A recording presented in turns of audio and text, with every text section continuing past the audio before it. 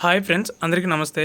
ఆంధ్రప్రదేశ్ రాష్ట్ర వ్యాప్తంగా అయితే కొత్త ఫంక్షన్‌కి సంబంధించి ఫామ్ ఏ విధంగా ఫిల్ చేయాలో ఈ వీడియోలో తెలుసుకుందాం. ఫస్ట్ టైం గనక నా ఛానల్ చూస్తున్నట్లయితే లైక్ చేయండి, సబ్స్క్రైబ్ చేయండి and me friends and family మెంబర్స్‌కి షేర్ చేయండి. ఇక వీడియో చూసుకున్నట్లయితే ఆంధ్రప్రదేశ్ రాష్ట్ర వ్యాప్తంగా కొత్త పెన్షన్‌కి సంబంధించి ఈ సోమవారం నుంచి అయితే అప్లికేషన్ తీసుకోవాలని చెప్పి ఏపీ గవర్నమెంట్ అయితే భావిస్తుంది ఫ్రెండ్స్.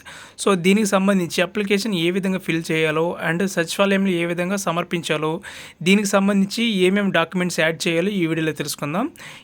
ఈ విధంగా అయితే అప్లికేషన్ ఫామ్ అయితే మనకు కనిపిస్తుంది ఫ్రెండ్స్. చూడండి, ఈ విధంగా ఉంటుంది. అయితే ఫస్ట్ టైము మనకు అప్లికేషన్ ఫామ్ ఇలా చూసుకున్నట్లయితే ఇలా ఉంటుంది. సో ఇక్కడ చూసుకున్నట్లయితే తేదీ మనం రాయాల్సి అయితే ఉంటుంది. సో ఇక్కడ తేదీ రాసిన తర్వాత అయితే మనం ఖచ్చితంగా పక్కన ఇక్కడైతే మనం తేదీ రాయాల్సి అయితే ఉంటుంది. సో కింద స్క్రోల్ చూసినట్లయితే ఇక్కడైతే ఫస్ట్గా ఉంది ఆధార్ నెంబర్ అయితే ఎంటర్ చేయాల్సి ఉంటుంది. ఇక పేరు చూసుకుంటే ఇక్కడ ఫస్ట్ టైం ఇక్కడ పేరు ఉంటుంది. సో ఇక్కడ మీ పేరైతే ఖచ్చితంగా అయితే రాయాలి. ఇక్కడ ఇంగ్లీష్లో కానీ తెలుగులో కానీ అయితే రాయొచ్చు. మీకు ఏది కంఫర్టబుల్గా ఉంటే అదైతే ఈ పేరుని ఇక్కడైతే రాయండి.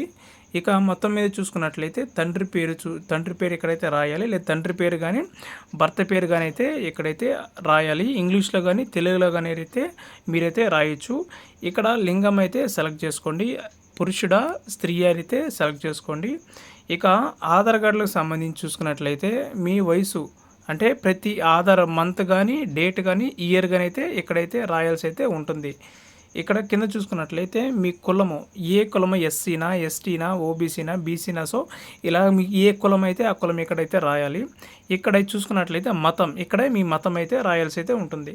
ఇక్కడ మీరు ఏమి చదువుకున్నారో, ఎంతవరకు చదువుకున్నారో, 10th, ఇంటరా, డిగ్రీయా, సో దానికి సంబంధించి చూసుకున్నట్లయితే ఇక్కడైతే రాయాల్సి అయితే ఉంటుంది. ఇక వైవాహిక స్థితి చూసుకున్నట్లయితే డివోర్స్ అయినారా అంటే విడాకులు తీసుకున్నారా, లేదా మీరు మ్యారీడా, వివాహం చేసుకున్నారా, లేదా అన్మ్యారీడా, లేదా నా భర్త చనిపోయారా, సో ఈ విధంగా టిక్ పిచ్చి దానికి ఇక్కడ పక్కన అయితే రాయాల్సి అయితే ఉంటుంది. ఇక్కడైతే మీ మొబైల్ నెంబర్ అయితే రాయాల్సి అయితే ఉంటుంది. ఆధార్ నెంబర్ ఏది లింక్ అయిందో ఆ మొబైల్ నెంబర్ అయితే ఇవ్వండి. ఇక్కడ పర్మనెంట్ అడ్రస్ చూసుకున్నట్లయితే మీరు డోర్ నెంబర్, మీ వీధి అంటే ఏరియా, మీ విలేజ్ అయితే ఇక్కడ రాయండి. ఇక్కడ మీ జిల్లా పేరు రాయండి. ఇక్కడ మీ మండలం, ఏ మండలం అయితే ఆ మండలం రాయండి. ఇక్కడ సచివాలయం సంబంధించి సచివాలయం ఎక్కడుందో ఆ సచివాలయం సంబంధించి ఆ పేరు అయితే ఆ ఊరి పేరు అయితే రాయాల్సి అయితే ఉంటుంది. ఇక్కడ మీ మండలం యొక్క కోడ్ని అయితే రాయాల్సి అయితే ఉంటుంది. ఇక్కడ ప్రజెంట్ అడ్రస్ చూసుకున్నట్లయితే permanent address present address same అయితే ఉన్నట్లయితే సేమ్ పైన ఏ విధంగా రాశారో కింద కూడా ఆ విధంగానే మొత్తం ఫిల్ చేయండి.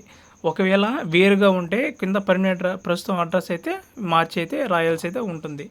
ఇక కిందకి సంబంధించి చూసుకున్నట్లయితే పెన్షన్ రకం, ఏ పెన్షన్ మీరు అప్లై చేస్తున్నారు, ఎలాంటి పెన్షన్ మీరు అప్లై చేస్తున్నారు చూసుకున్నట్లయితే వృద్ధాప్య పింఛన, వితంతు పింఛన, వికలాంగు పింఛన, ఒంటరి మహిళ పింఛన, చేనేత పింఛన, మత్స్యకారు పింఛన, అభయహస్తం పింఛన, ట్రాన్స్జెండర్ పింఛన, డప్పు కళాకారుల పింఛన, చర్మకారుల పింఛన, కల్లుగీత కార్మిక పెన్షన్ అంటే ఏ పెన్షన్ అయితే మీరు తీసుకోవాలనుకుంటున్నారో, దేనికి ఎలిజిబిలిటీగా ఉందో దాని మీద అయితే మనం టిక్ ఇచ్చి కింద ఇక్కడైతే ఈ ప్లేస్లో అయితే దానికి సంబంధించి రాయాల్సి అయితే ఉంటుంది.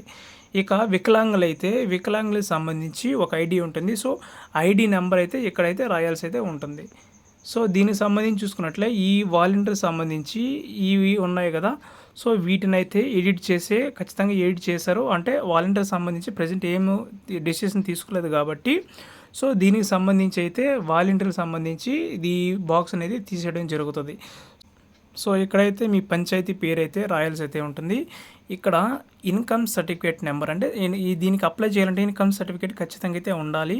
ముందుగా అయితే అప్లై చేసి పెట్టుకోండి. ఇన్కమ్ సర్టిఫికేట్ వచ్చిన తర్వాత దానికి ఒక నెంబర్ ఉంటుంది. సో ఆ నెంబర్ అయితే ఇక్కడ రాయాలి. అలాగే క్యాస్ట్ సర్టిఫికేట్ కూడా నెంబర్ వస్తుంటుంది. సో ఇక్కడైతే రాయాల్సి అయితే ఉంటుంది. ఇక్కడ కుటుంబంలోని ఇతర వ్యక్తులు ఎవరైనా ఇతర పెన్షన్ తీసుకుంటున్నారు అంటే మీ కుటుంబంలో ఎవరైనా పెన్షన్ తీసుకుంటున్నారని వీళ్ళు అడుగుతున్నారు. సో దీనికైతే ఖచ్చితంగా అయితే నో అనే పెట్టండి. ఎందుకంటే ఒక కుటుంబంలో ఒకరికి మాత్రమే పెన్షన్ వస్తుంది కాబట్టి దీన్ని మీరు ఖచ్చితంగా అయితే నో అనే పెట్టగవాలి.